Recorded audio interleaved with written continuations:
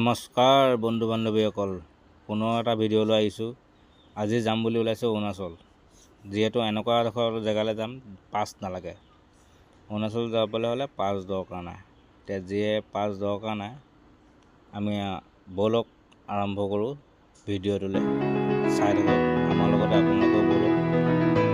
এই অৰুণাচল যাবলৈহে পাছ দৰকাৰ নাই। তাৰ বিশেষ অকণমান ভিডিঅ' কৰি দিব। বাকী ঘৰৰ পৰা কৰি নিদিলোঁ, কৰিবলৈ দিগদাৰ। লগত আছিলে লগত অকলে বাইক চলাই যাব নোৱাৰি। সেইডোখৰ ভিডিঅ' কৰা নহ'লে এই আপোনালোকৰ সেই ট্ৰেইন দলংখনৰ ওপৰত অকণমান দেখুৱাইছোঁ।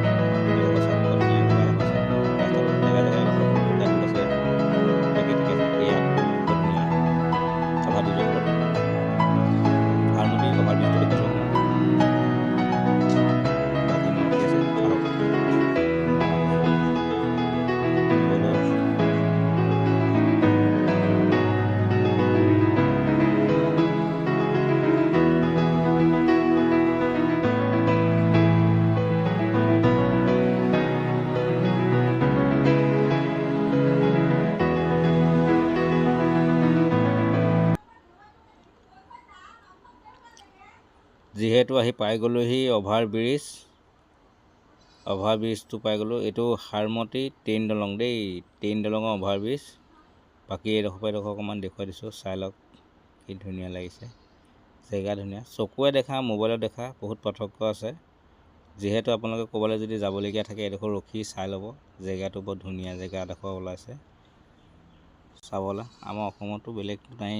তাৰপিছত আহি গ'লোঁ আমি হাৰমতি পৰা আহি গ'লোঁ ডাইৰেক্ট বান্দৰদোৱা। এইটো ব্ৰিজটো, অভাৰ ব্ৰিজটো এইটো আছে। বাকী এয়া এডোখৰ আছে আৰু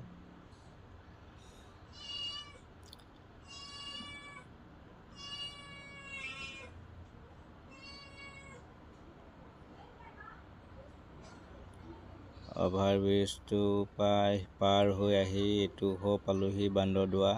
আমি তেলটো বেলেগ ক'ত ভৰাই লওঁ। বান্দৰদোৱাত তেলটো ভৰোৱা হ'লে যিহেতু আমাৰ বহুত সস্তাত পালোহেঁতেন, GSTটো নাকাটিলেহেঁতেন। আপোনালোকে ক'ৰবাত যদি যাবলৈ আছে দূৰ দূৰণি বাট, তেতিয়াহ'লে তেলটো ভৰোৱাটো বান্দৰদোৱাত কৰিব। বান্দৰদোৱাত তেলৰ GST নালাগে। যদি আমাৰ অসমত যদি আপুনি 100 টকা লিটাৰত পায়, তেতিয়া বান্দৰদোৱাত 70 টকা লিটাৰত পাব। মানে 30 টকা পইচা আপোনাৰ বাচি যাব পাৰ লিটাৰ প্ৰতি। এতিয়া বান্দৰদোৱাতে তেলটো ভৰোৱা চিন্তা কৰিব লাগে। আমি এনেই তেল ভৰাইলোঁ। এডোখৰ তেল ভৰোৱা হ'লে আমাৰ লাভ হ'লহেঁতেন। তাৰপিছত আহি পেলাই ঘৰটো পালোহি আৰু কথা চথা পাতিলোঁ। পাতি পেলাই আমি এতিয়া যাবলৈ ওলাইছোঁ ঘৰলৈ যাবলৈ ওলাইছোঁ। মানে এইডোখৰ জেগাত আমি বিশেষ আগৰ পিছে অহা নাইতো বাইক লৈ। ৰাস্তাটো ইমানেই আপ কি ক'ম আৰু আপোনাৰ ভিডিঅ' কৰিবলৈ ভয় লাগিছে। মই চেপা মাৰি ধৰি লোৱা নিচিনা ধৰি লৈছোঁ। বোলো তাৰপিছত বোলো যোৱা সময়ত নহয়, মই বোলো অকণমান দেখাই দিওঁ আৰু কেনেকুৱানো হৈছে। মানুহে চাব লাগিব ন। ইমানেই এই আপবিলাকত 1 নম্বৰ গিয়াৰত লগাই পূৰা জাৰা হৈছে। মানে ডাইৰেক্ট খাৰা এখনতে মেৰিয়াই ধৰি লোৱা নিচিনা ধৰি লৈছোঁ। ইমানেই আপ।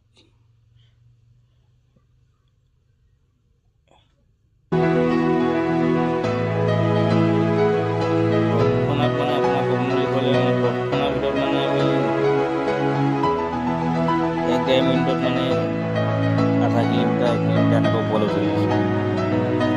নিজৰ বাইক আছে বুলি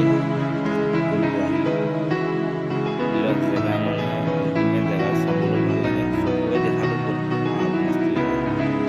বাকী এডোখৰ পৰা ষ্টাৰ্টটো অফ কৰিলোঁ। আমি ইমান দেৰি ওপৰত উঠিলোঁ, এতিয়া ষ্টাৰ্টটো অফ কৰিলোঁ। গৈ আছে তললৈ শেষ হৈ যাব মানে আপোনাৰ তললৈ যাওঁতে ষ্টাৰ্ট অন কৰিব নালাগে। মানে ডাইৰেক্ট আমি ইটানগৰ এডোখৰ জেগা পাছ চাছ দৰকাৰ নাই। আপোনাৰ অৰুণাচলৰ ভিতৰত আমি আছামতে হৈ আহিছোঁ। পাছ চাছ দৰকাৰ নাই, মানে চিধা চিধি গৈ থাকে। একেবাৰে গৈ পেলাই আপোনাৰ নেশ্যনেল হাইৱেত লাগি যাব। আপোনাৰ হেৰি কৰিব দৰকাৰ নাই, ষ্টাৰ্ট দিব দৰকাৰ নাই।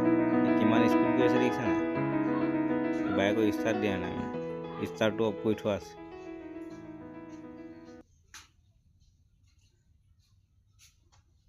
নেশ্যনেল হাইৱেৰ পৰা ওপৰলৈ 4-5 কিলোমিটাৰমান ওপৰলৈ উঠিলোঁ।